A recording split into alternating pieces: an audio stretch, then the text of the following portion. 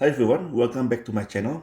Today I will be talking about the documentary I watched several days ago. It was done by BBC. Let me show you. It's uncovering Iraq's religious front for child prostitution. However, I have to warn you, this film is very upsetting.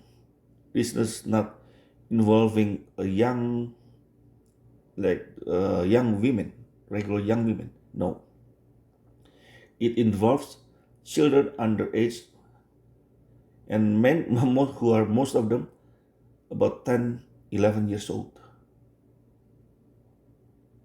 So this is very upsetting. But this video will open your eyes why this happens. Many people do not realize that this happened because of Prophet Muhammad opened the door for this kind of things to happen. So in this film, they're talking about how children got married, especially girls, their parents, mainly their fathers, married them off to much older men. I'm not talking about the girl is 10 and then the man is 20. I'm talking about the girl is 10, the man is like 30 something, 40 something, 50 something, like really old.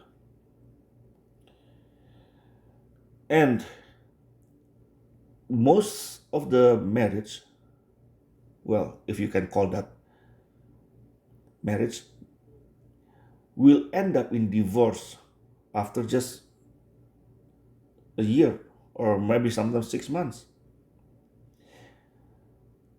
The problem is after they divorce the girl who is a 10-year-old girl,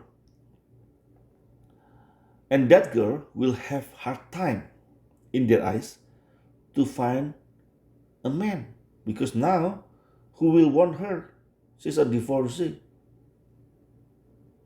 Can you imagine that kind of life? You got divorced at 11 and then nobody wants to marry you. In this film, the girls do not have anything to say. They cannot reject because all the decisions were made by the father. Now, the divorcee, many of them, they have to go back to the clerics, put their name back to the clerics after they get divorced. Why? In case if the clerics can find them someone who want to marry them. And so many men go to the cleric and paying the cleric hundreds of dollars. And there's negotiation involved in that agreement. You will see the negotiation is like 400, the cleric asking for $400 from the man. And then again, the man will marry that girl, the one who got divorced, for some time, and then divorce her again. Now the girl back to the square one.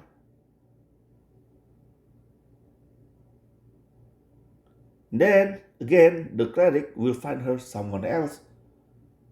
And the process keep repeating again and again and again and again and again.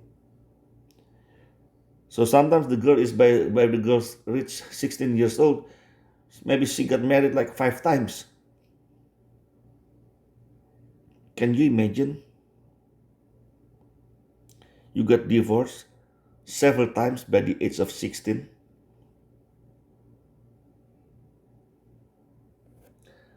The impact is not only physical.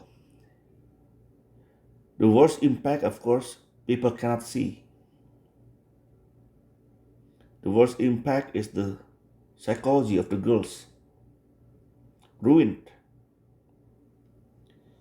This also happened in Indonesia until several years ago.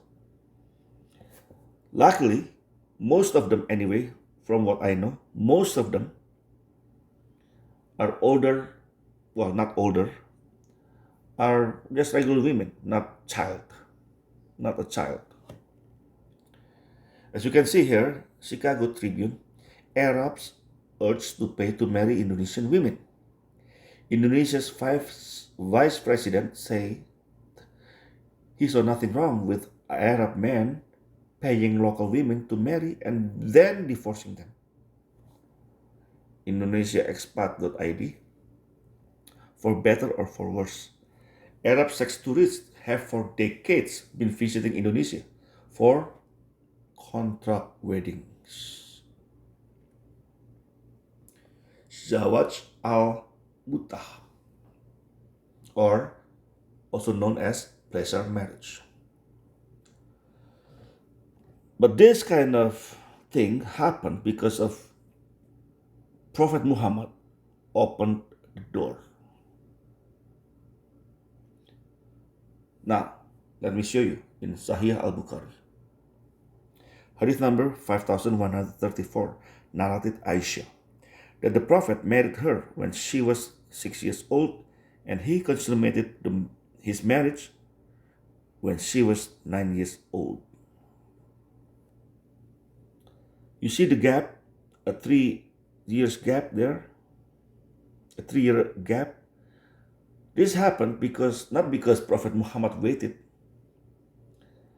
because he waited for Aisha to grow little older. No. Let me show you another hadith. Why?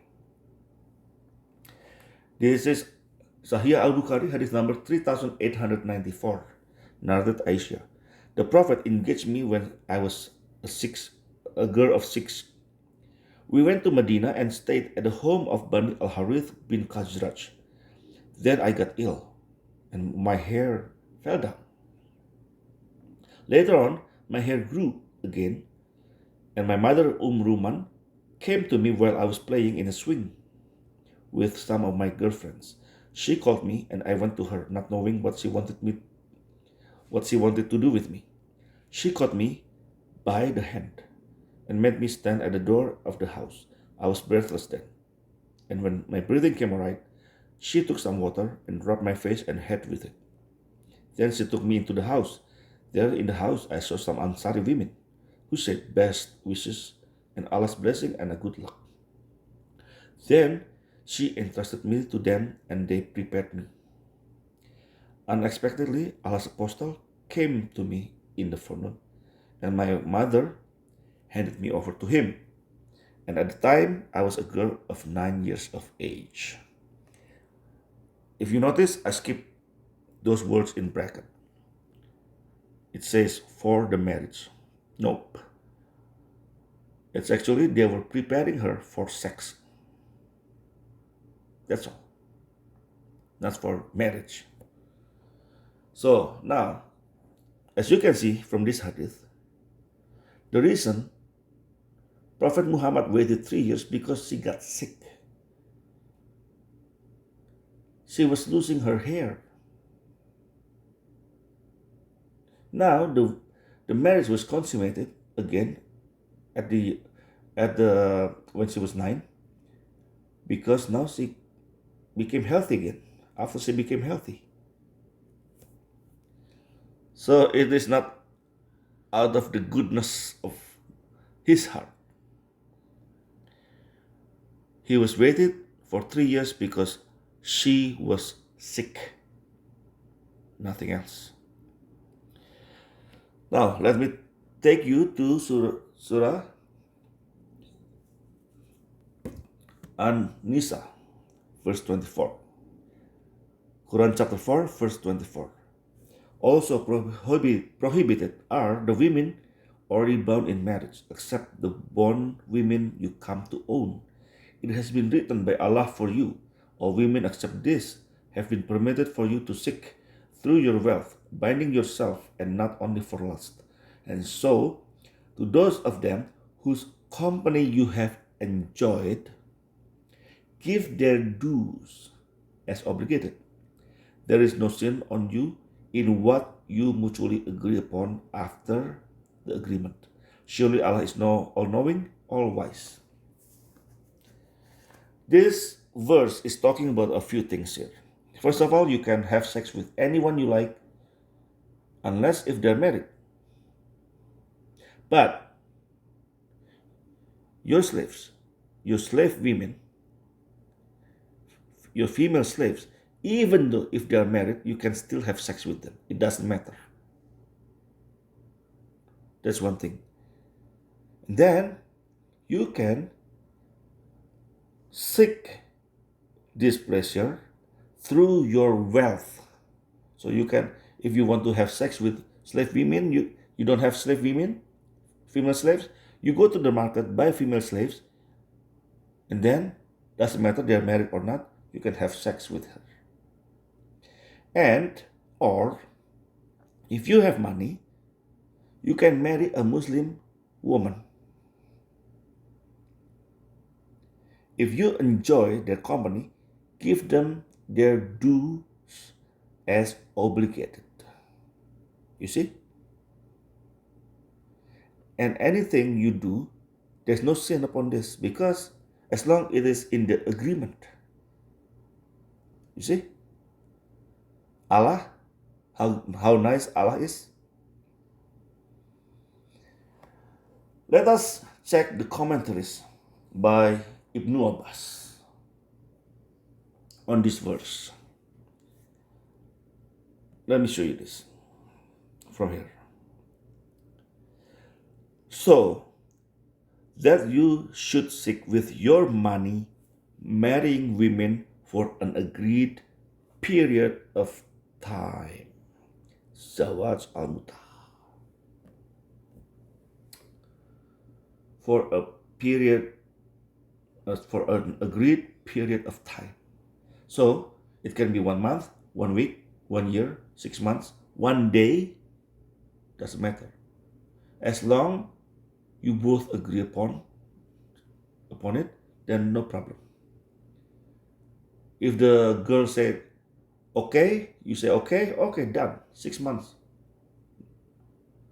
6 months of marriage. 6 days of marriage, no problem. 6 hours, no problem. As you can see here, you can see when you read this, Arab sex tourists have for decades been visiting Indonesia for contract weddings. And also in this film, in this documentary, also all of them have a period, like how many days, how many months, how many weeks. All marriages are by contract, done by contract. There's an agreement. Now take a look at Jalalain,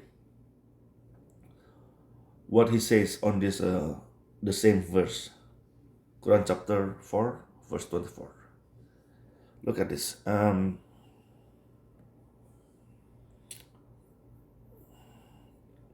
here, such wives as you enjoy thereby and have had sexual intercourse with, give them their wages, the dowries that you have assigned them. So what is dowries? Wages. Dowries is nothing but wages. I have sex with you and I enjoy it. There you go, take this payment. Surah An-Nisa says, whose company you have enjoyed, give their dues. Does this sound like a marriage as described by Christians, a union of a man and a woman? Does it sound like that to you? Of course not. This sounds like prostitution. This is nothing but a prostitution. So many Muslims, especially those who do not speak Arabic, when they get married, they will say nikah. They don't know nikah just means sexual intercourse. They think nikah means marriage. Nikah does not mean marriage. I made a video about a year and a half ago about this. What is nikah? Does nikah means marriage? In this video, my video here, when I put the word nikah in Arabic, what comes out is in English is this, the word, but in my language, the word fuck. Translation underneath here means fuck, marriage, sexual intercourse. That's it. What is holy about it? This is nothing. There's nothing holy about this. Nikah. Am I right? And there's the funny things like Google, right? When you go, like, is nikah a contract in Islam? And nikah literally means to combine or come together. Legally, it is a contract. A contract. It is more, as you see here, requires one party to make an offer, marry me, and the other to accept, I have accepted, or I have married you. But that's not all, because there's dowry involved. And according to Quran and Tafsir Jalalain and Tafsir Ibn Abbas, the period of time have to be in the contract. Sunni Muslims just pretend they do not believe in this anymore. But guess what? Those Arabs who came to Indonesia to marry these women under contract weddings, they were not Sunni. I will tell you this. They were all Sunni. They were not Shias. All of them, they were Sunni.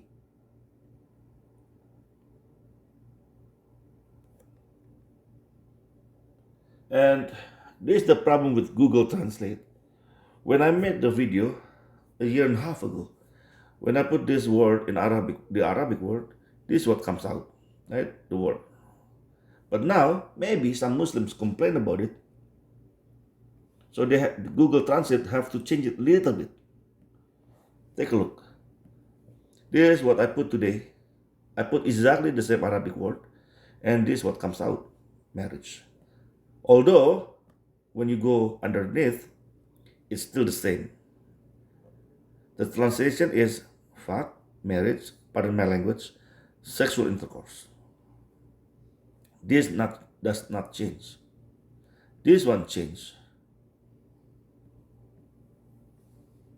So now, Google Translate, they're not being honest anymore.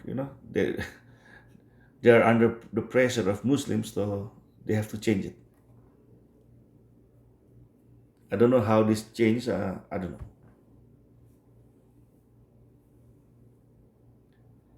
Anyway, so that's all about this child prostitution. Like, I just want to show you this video. I hope you will watch it. It is quiet and eye-opening. Even though it's very upsetting. But with this video, I hope people will understand why these kind of things happened. How? Again, because Prophet Muhammad opened the door for this to happen. So even though 1400 years after his death, this thing's still going on.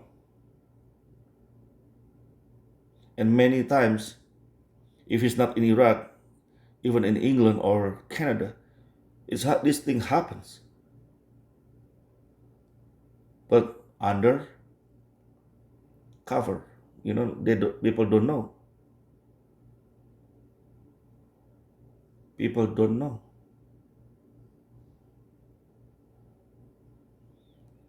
It is happening in public because it's in Iraq,